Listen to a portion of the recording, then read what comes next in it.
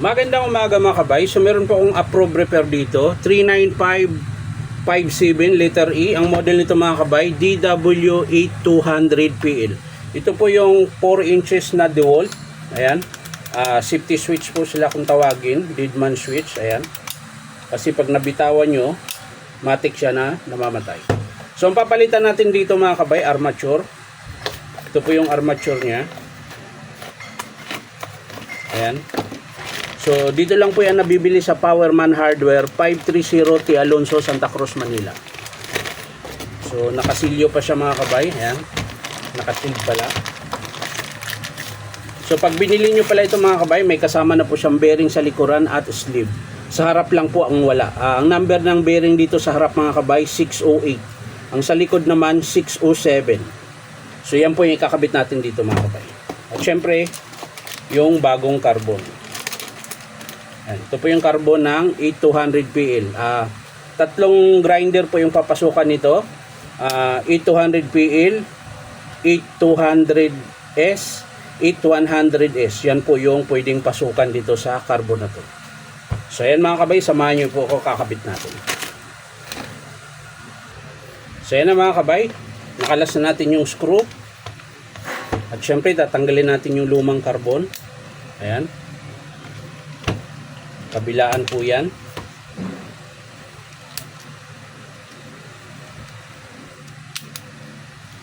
Oops, ayaw pa mahugot mga kabay yung isa.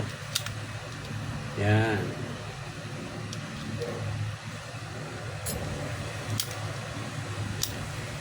Yan. So tanggal na, pwede natin hugutin yung lumang armature.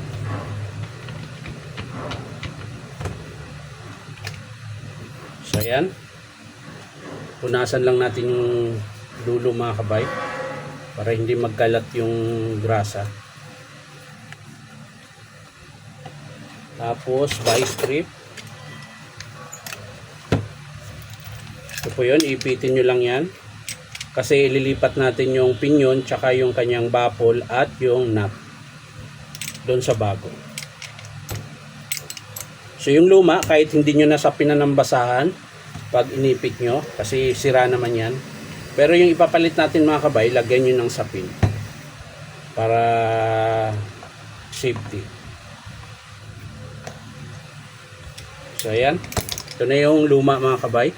So ito po yung sira nyan, yung kanyang bar. Ayan. So ito yung bago. Siyempre linisin lang natin yung kanyang bearing. Ayan. So may washer pala yan mga kabay, maliit. Ayan. Spacer, dito po yan nakakabit. Huwag niyong kalimutan na ibalik yan. Ayan. Tapos yung kanyang baffle, lagay natin muna yan. Tapos bearing. At syempre yung kanyang pinyon at nut. Ayan. So pag inipit nyo ito mga kabay, lagyan nyo ng basahan dito bago nyo siya ipitin. Dahil ito yung bago mga kabay. Kailangan saktong-sakto lang.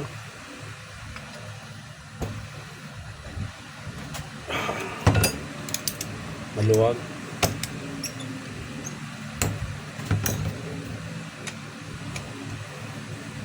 Yan. So sa mga gusto magpa-repair mga kabay, punta lang kayo dito sa Powerman Hardware, 530 T. Alonso, Santa Cruz, Manila. So yan na mga kabay, naikabit na natin yung kanyang bearing, 608, pinyon, tsaka flange at baffle pala tsaka nut. So pwede natin to isalpak mga kabay. Ayan.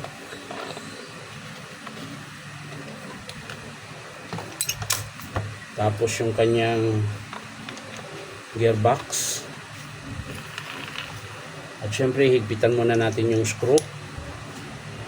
So ayan na mga kabay, nahigpitan ko na yung 4 na screw dito sa kanyang gearbox. So dito na po tayo sa carbon. Ayan, babalik natin yung carbon. Siyempre yung bago. Ayan. Tapos sungkitin lang natin yung kanyang spring bago natin ipasok tong carbon. Yun. Nakalas. So ulitin ko mga kabay, sa mga gusto magpa-repair, punta lang kayo dito sa Powerman Hardware, 530 T. Alonso, Santa Cruz, Manila. Ayan.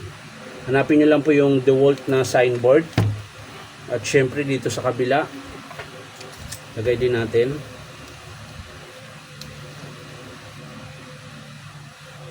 Ayan.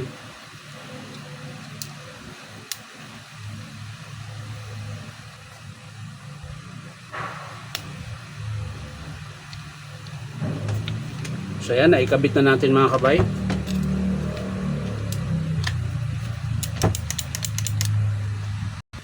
So ayan, bago natin isara ito mga kabay, testing muna natin kung masiklab.